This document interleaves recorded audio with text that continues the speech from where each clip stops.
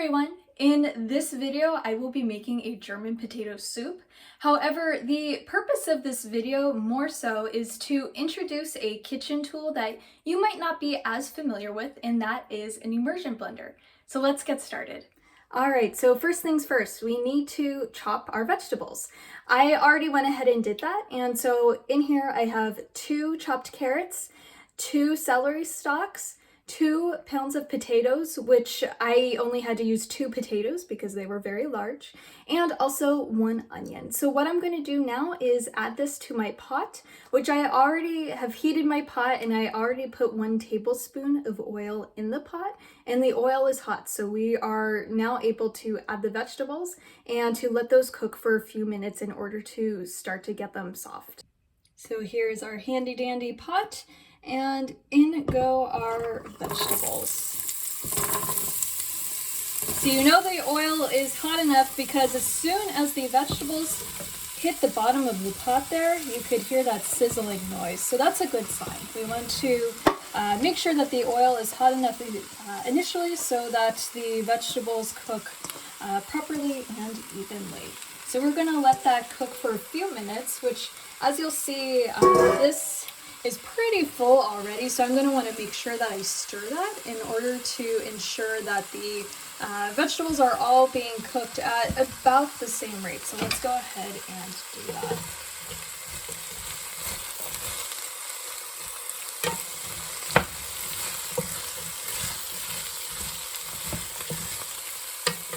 Now, I'm also going to need to add 3 minced cloves of garlic.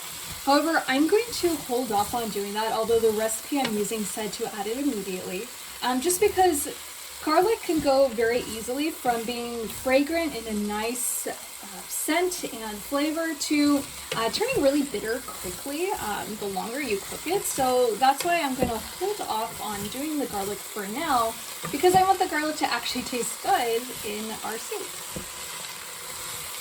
Now, when it comes to garlic, you can buy cloves on their own in order to chop them yourself. However, I personally like to buy already minced garlic at the store. It just ends up saving me time, especially if time is something that you personally don't have a lot of. The more shortcuts that we can take, the easier it is to make healthy foods in shorter amounts of time.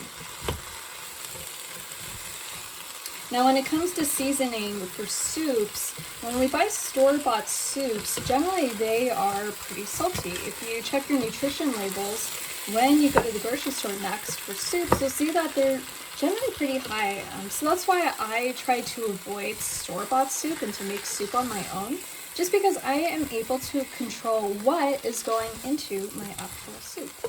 So that is just one tip for you that I was not planning on sharing in this video, but it's a pretty good tip.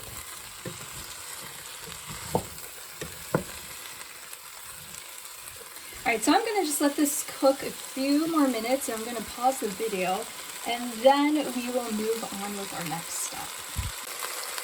Alright, so this is still needing a little bit more time to cook because it's not quite the consistency or the softness that I'm looking for. But what I'm going to do now is I am adding my 3 minced cloves of garlic into this mixture, and then I'm also going to add a few spices. So the first spice that I am going to add is marjoram. All I'm going to need, which here is the name, in case you are wondering the spice I just said, because this is not one that is commonly used in recipes, but I'm going to go ahead and add 1/2 teaspoon to our soup. And then I'm also going to add a pinch of nutmeg, which I'm not personally a huge fan of nutmeg in soups. So here's our nutmeg. So I'm going to do maybe about half of a pinch, just so there's little slight hint of the nutmeg, but not overpoweringly so. I don't know if you've ever had a soup, like a sweet potato soup, that had a lot of nutmeg in it, and I just think it ends up overpowering the soup, and so that's why I'll honor the recipe that I'm using with using the nutmeg, but I'm just going to not use a whole lot. And then also I'm going to grab some pepper and add some pepper to this. And I'm also just going to add a little tidbit of salt. Now, one thing that you can do after your recipe is finished and when you're eating your soup is you can actually add a little bit of apple cider vinegar to your bowl of soup, and this will give almost that effect of having salt in your soup, but without the sodium, especially if you were trying to cut back on your sodium. So that's just another tip for you when it comes to soups. Alright, now what I'm going to do, I think this is soft enough for now. What I'm going to do is add 4 cups, or that also equals 1 quart of vegetable broth, which I actually made this vegetable broth. What I did was when I was making things like soups, or whenever I used carrots, celery, and onion, I would put the scraps in a freezer bag and I would freeze it. And so once I had enough of those vegetables, then I was able to make it into a vegetable stock. So that might be something I could make a video on that some other time to talk about that process. This was my first time making a vegetable stock, so I think there's some room for improvement on my end, so I might wait until I feel confident in demonstrating how to make vegetable stock before I actually do a video on that. So now what I'm going to do is turn up my heat a little more. I initially had it on medium. I'm going to turn it on high now, and I'm going to wait until the soup starts to simmer. Oh, and also I forgot to mention we need 2 bay leaves. So I'm going to add one in and then the other.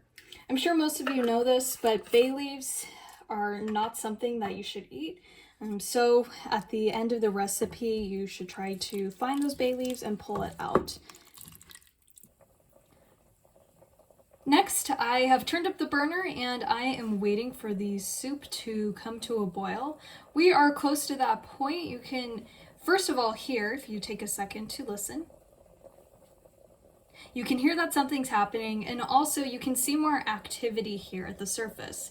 So I know that we are very close to where we need to be for the soup.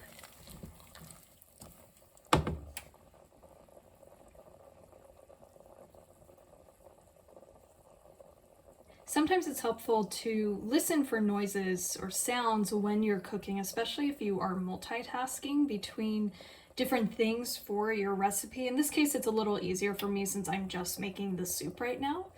So I'm able to keep a closer eye on it, but we can use sights, sounds, even smells to know when our food is ready for either eating or for whatever the next step is, which in this case, we're not ready to eat this yet. We are just waiting to move on to our next step. Which we're getting really close. I'm still not quite happy with where this is. I don't think we're quite at the boil that we're looking for. So I'm going to stir this a little more, create more energy through heat.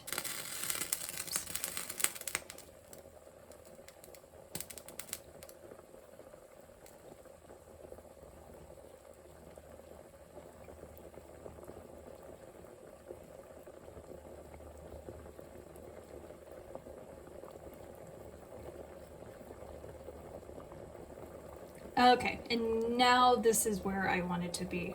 So what I'm going to do at this point is I'm going to turn down my burner to low in order to bring it more to a simmer, so more of a, you can almost call it a softer boil, and I am going to let it simmer then for 20 minutes before we move on to our next step. My timer just went off, so I know that 20 minutes has passed and that this should be cooked. And I already did check, which unfortunately with the steam, I'm not going to be able to demonstrate this, but I did check against the side of the pot and I was able to see that my potatoes at least are soft enough, so I can move on with the next step. So what I'm going to want to do is I'm going to want to take the bay leaves out that I had put in, just because we are going to be blending the soup. Now, you might be able to eat this as is, but for more of a creamy effect, you might want to blend it in. That's what I'll be showing. So here is bay leaf number 1, which I will put off to the side. All right, now we need to find bay leaf number 2. Which this may take a moment. First one was too easy. Oh, here we go. Get this out. All right, bay leaf number 2. Okay, so let us now talk about immersion blenders versus food processors. Some of you may have already watched the video that I made about making hummus, so you should know what this machine is. It is a food processor. Now, in the recipe that I am basing the soup off of, it's suggested to use a food processor or a blender. However, there's one tool that I want to introduce you to that I think personally is better and easier when it comes to blending soups. And that is this tool right here, which is an immersion blender. Now, the immersion blender, it is easy to use and you don't have to transfer the soup back and forth. In other words, with the food processor, generally speaking, you want to work in batches.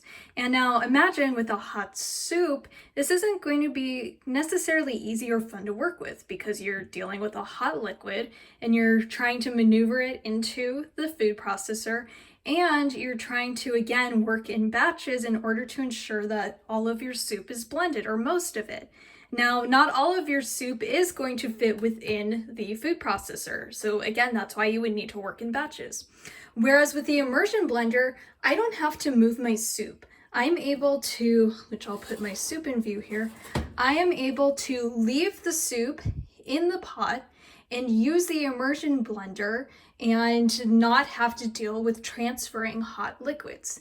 So that's why I personally prefer using the immersion blender over the food processor.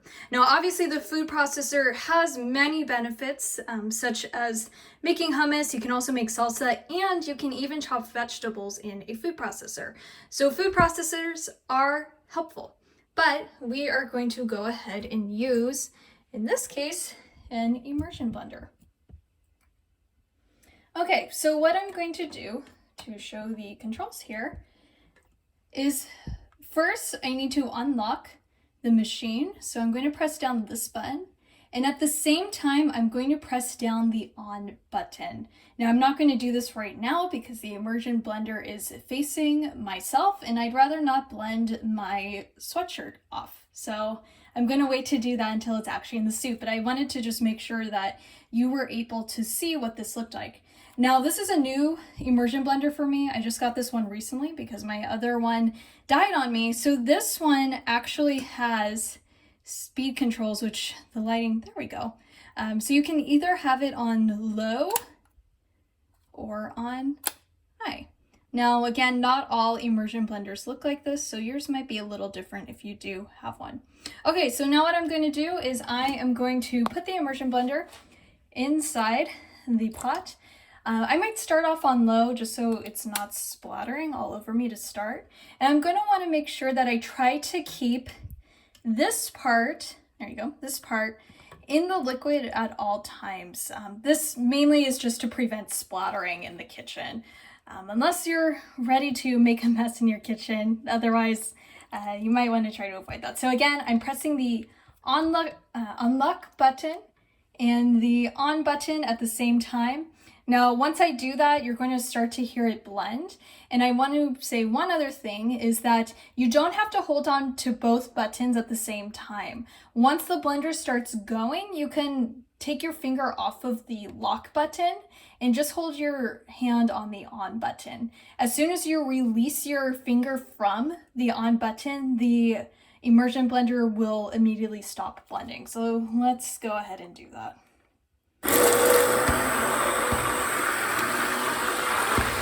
All right, so my finger is now off of the lock button, and so now I'm just going in, kind of moving in an up and down gesture in order to get the vegetables underneath here.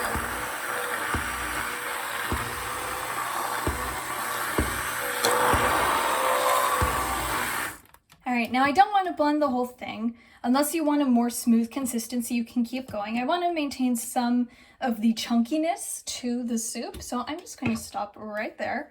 And the low settings seem to be good enough for this soup, so that might be one consideration, just because the higher the power is, the more likely splatters will occur.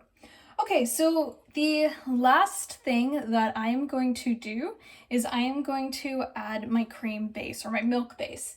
Now, in this case, this is supposed to be a vegan recipe, and I personally don't have heavy cream on hand, but I do have coconut milk.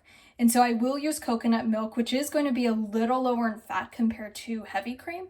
In some of your food logs for the dietary analysis assignments, I mentioned to some of you the fact that cream-based soups are generally higher in calories and higher in fat, whereas broth-based ones are lower in fat generally. Salt might not be much different, but again, if you make your soup from home, then you can control the amount of sodium. So I am going to go ahead and add the coconut milk to our soup. So here we go, which, just so you know, generally with coconut milks, they tend to solidify. So what you'll need to do prior is to shake the can in order to dislodge or to mix up more the coconut milk. So if you're looking for a good arm workout for the day, just grab a can of coconut milk and shake it up. Okay, I'm going to turn my heat back on, and I'm just wanting to heat this through. And once this is heated through, you can eat this as is, or if you want, you can add some form of protein, because at this point we really don't have much protein going on. We've got potatoes and other vegetables in here. I mean, with the coconut milk, there's hardly any protein as well. So in order to make this maybe a little more filling, you can add some sort of protein to the soup as well.